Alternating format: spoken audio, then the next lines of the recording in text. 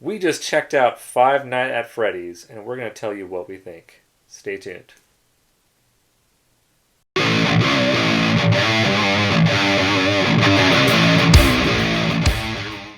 Hey guys, welcome back to Fly By Night Reviews. I'm your host, Kiren. I'm Dom. Today, me and Dom are reviewing Five Nights at Freddy's.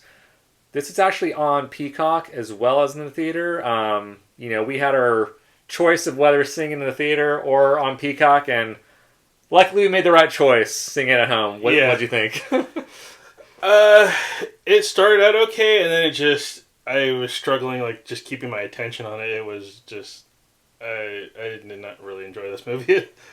Yeah, going into this film, of course I had absolutely no idea what Five Nights at Freddy's was, besides what my son told me. I guess it's like a video game that they kind of made into a movie. Yeah, kind of survivor horror kind of thing.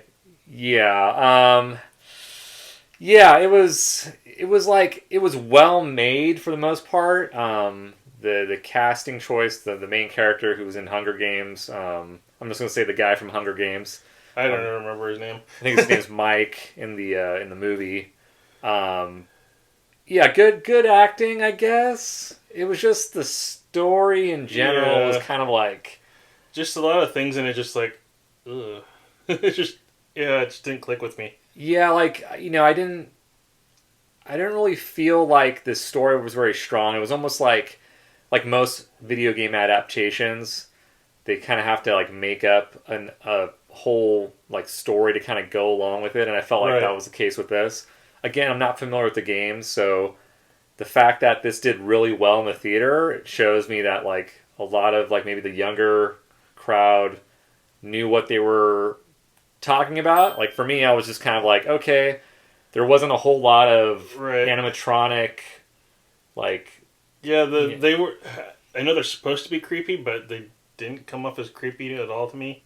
Yeah, it was not scary at all. Like it was.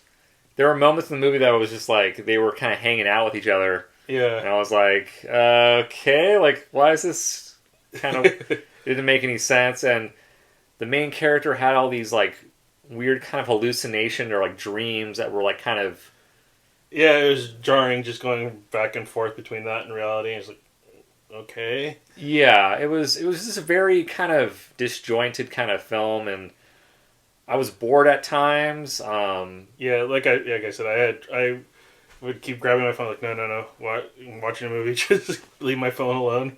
Yeah, I mean, I watched it. I just had my chair set up in front of the TV, and I was like paying attention the whole time.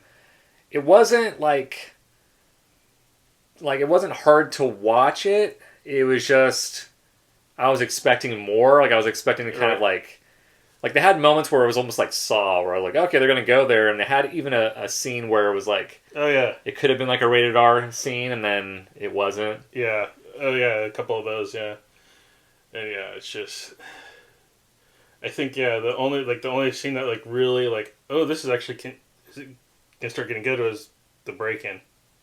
Yeah, that was another thing. A lot of things happened in this movie, and then it didn't explain what happened after, like the break-in, for instance. Like it was just like nobody mentioned that ever, like throughout the whole movie, and it was like plot points were created and not like finished or completed. Yeah, which kind of made me feel like, okay, like the script was either edited down from a bigger movie, or it just the director wasn't great or whatever. But yeah. It was, And then they had this kind of like, the plot twist, kind of surprised me, but at the same time it was like, oh, I guess I didn't see that character for a long time, so I guess he has to be sort of the villain, and I don't know.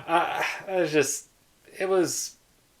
I'm just glad we saw it at home and not in the theater. Yeah, you got your scale from 1 to 5. 1 being go see it, 1 5 going you can skip it. I would say it's about 3.5. Yeah, definitely. I'll give it a 2. Definitely watch it at home if you can.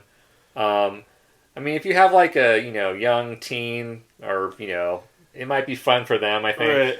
It probably also really depends on just like your connection with like the franchise in general. Because I was talking to somebody and they were like, "Oh yeah, my friend's sister really loves loved it because she went and saw it twice." And it's like, wow, I was like, "Yeah, Yeah. I didn't see it." I don't Yeah, I mean, honestly, I think it's just one of those things that like we're not familiar with it, but we're not trying to knock like people enjoying it. I mean, I could Yeah. see people saying, "Oh, there's a lot of Easter eggs from the game and the movie," and I'm like, I have no freaking clue. Not trying to yuck anybody's yum over here. But yeah, let us know what you guys think.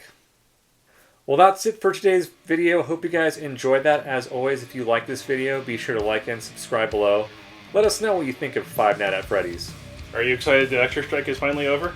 Yes, I'm stoked, man. Like, I can't wait till get all those movies sort of like, at least they're not going to be pushed back further than they already have. But yeah, get them finished and more stuff for us to watch. yes, more stuff to review too. But on that note, we will catch you next time. Peace.